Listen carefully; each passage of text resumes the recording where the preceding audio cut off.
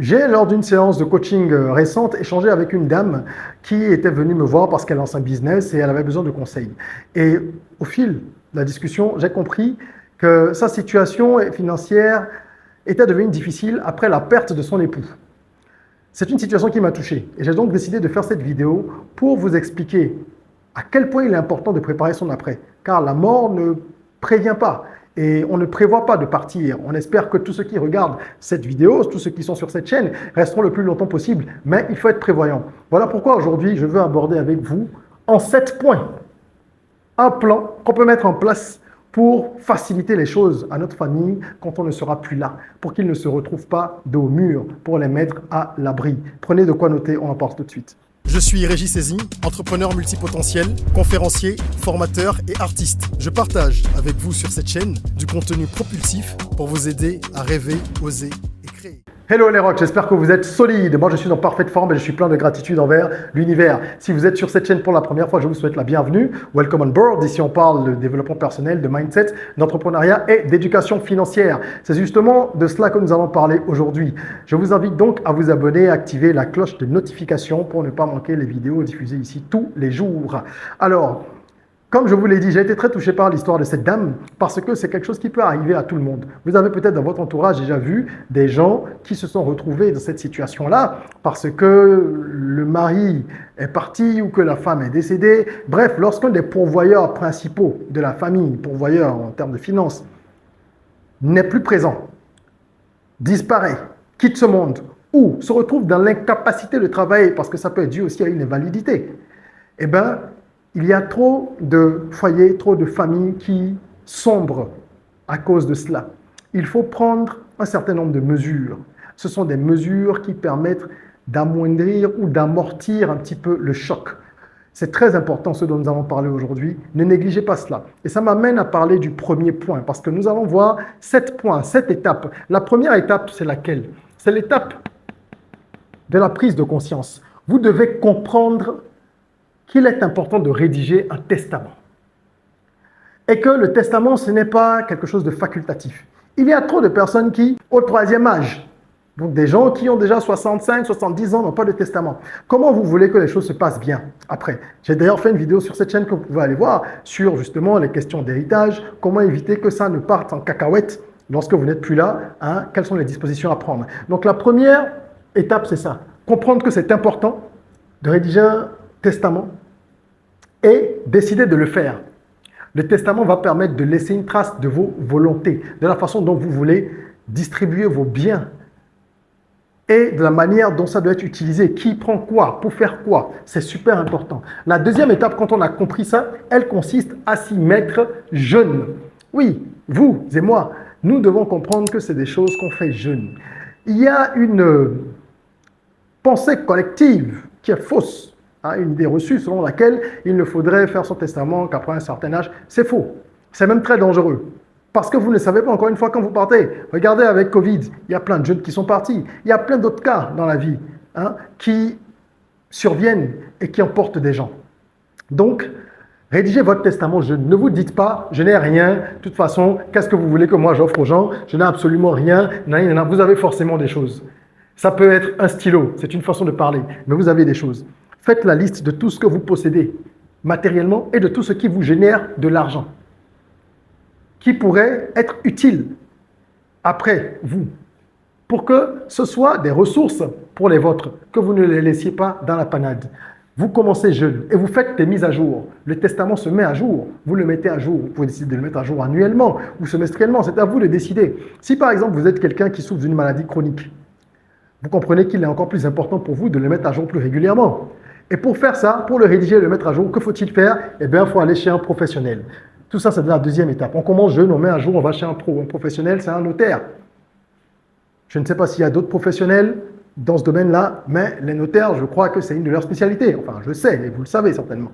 Donc, rendez-vous chez un notaire de confiance à qui vous pourrez confier ces choses-là, chez qui vous pourrez déposer votre testament. Et je répète bien, un notaire de confiance, parce que dans toutes les corporations, il y a des gens bien et des gens moins bien. C'est à vous de savoir faire le tri. L'étape numéro 3, elle consiste à communiquer. C'est là que beaucoup de gens pêchent. Il y a des gens qui arrivent là et qui ne font pas ça. L'étape 3 consiste à communiquer. Ça veut dire quoi communiquer? Vous devez comprendre que si les gens autour de vous ne sont pas au courant de votre démarche, c'est dangereux.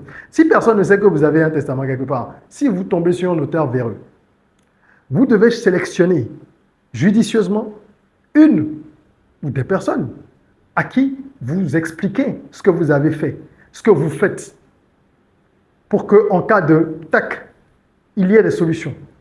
Communiquez. Si vous avez de très bons rapports avec votre conjoint, que vous avez confiance, que vous n'avez pas peur qu'on vous pousse vers la tombe pour récupérer une assurance vie, parce que malheureusement, c'est des choses qu'on a vues.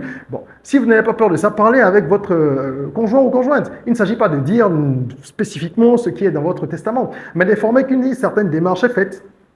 Ou que par exemple, vous avez tel document, tout ce qui concerne les biens immobiliers à tel endroit.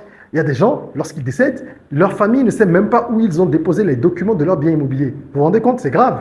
Là où il y a l'échiquier. Dans combien de banques ils ont des comptes. Les gens ne savent pas et finalement il y a de l'argent qui dort, qui parfois est finalement, entre guillemets, saisi par certaines personnes malveillantes. Donc faites ça, c'est très important. Communiquez avec au moins une personne de confiance pour qu'elle ait certaines informations pour gérer un après éventuel. La quatrième étape va consister à faire de la budgétisation. J'ai suffisamment parlé de ça. Sur cette chaîne, il y a plusieurs vidéos où j'évoque l'importance de la budgétisation, avoir un budget. Donc, je vous invite à aller regarder ces vidéos-là. Elles sont disponibles dans la playlist Money Mastery de la chaîne parce que beaucoup de gens ne font pas de budget, quoi. Il y a très peu de gens qui le font. Les gens vivent comme ça, l'argent rentre, il sort, ils ne savent pas comment est-ce qu'ils gèrent leur argent. Il y a deux éléments ici. C'est pourquoi il faut budgétiser et comment budgétiser. Le pourquoi, c'est simple. Vous devez connaître vos rentrées, connaître vos dépenses, essayer de maîtriser tout ça pour avancer sur le chemin de l'indépendance financière et progresser dans la vie d'un point de vue matériel. C'est important. OK? Donc, ça peut se faire simplement avec un fichier où vous faites recettes, dépenses, ça peut être basique, mais vous devez savoir combien vous gagnez tous les mois, que vos revenus soient réguliers ou irréguliers. Ensuite, à quoi sert cet argent? Combien je mets dans les charges de la maison? Combien je mets pour les plaisirs? Combien je mets pour les cadeaux? Combien je mets pour ceci? Combien je mets pour cela? Je ne vais pas faire de détails là-dessus parce qu'il y a des vidéos à ce propos, comme je disais sur la chaîne. Donc, je vous invite à aller les voir. Mais il faut budgétiser. C'est important. D'accord? Une fois que vous avez fait ça ou si vous l'aviez déjà fait, ben, tant mieux. Dans ce cas, rattrapez votre retard en ce qui concerne le testament à faire et à mettre à jour. Puis, en cinquième étape, vous allez prévoir le fonds d'urgence si vous n'en avez pas. Parce que certains ont le budget, ils ont la budgétisation, mais ils n'ont pas le fonds d'urgence. Ils savent combien ils gagnent, ils essayent de réguler un peu les choses, mais ils n'ont pas cette manne ou alors cette petite somme même qui permet, lorsqu'on a des difficultés dans la vie, de parer au plus pressé. Même lorsque quelqu'un décède, ben c'est à ça que sert le fonds d'urgence. S'il y a un fonds d'urgence, lorsque votre conjoint s'en va, si vous aviez un fonds d'urgence dans la famille, ça va permettre de faire face aux obsèques, aux dépenses. Ce n'est pas dans l'argent qui sert à gérer les charges courantes que vous allez aller acheter le cercueil et tout ça. Ce n'est pas des choses agréables à dire, mais il faut en parler. OK? Donc, un fonds d'urgence, ça sert à ça. Plutôt que d'aller faire un prêt, parce qu'on n'a pas de quoi faire face aux dépenses. Et le fonds d'urgence va servir aussi en cas de maladie, si quelqu'un est malade dans la famille, s'il y a un imprévu de quelque sorte. Vous sautez sur le fonds d'urgence. Comment est-ce qu'il faut faire pour avoir un fonds d'urgence? Ça nous amène à l'étape 6. L'étape 6, c'est l'étape où il faut investir. Et si vous voyez bien, je parle de l'étape 4. Après la budgétisation, vous devez avoir défini un pourcentage, d'accord, qui va servir dans votre stratégie d'investissement. Parce que globalement, lorsque vous avez X francs, vous faites un fromage. OK? Et c'est ce fromage-là, ça n'a pas marché. Donc, il faut que je vois ça tout de suite. C'est à 9 minutes, je suis obligé de couper ça.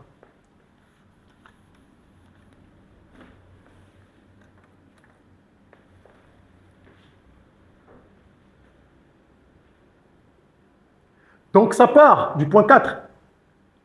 Et vous arrivez là. Combien est-ce que je mets en termes d'investissement et combien je mets au niveau de l'épargne? L'investissement, c'est quoi? Vous avez sorti vos charges, n'est-ce pas?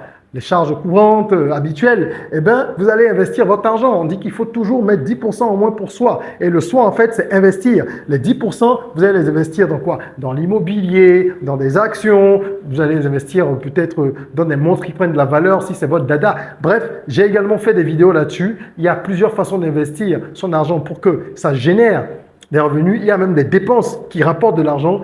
Allez regarder les vidéos.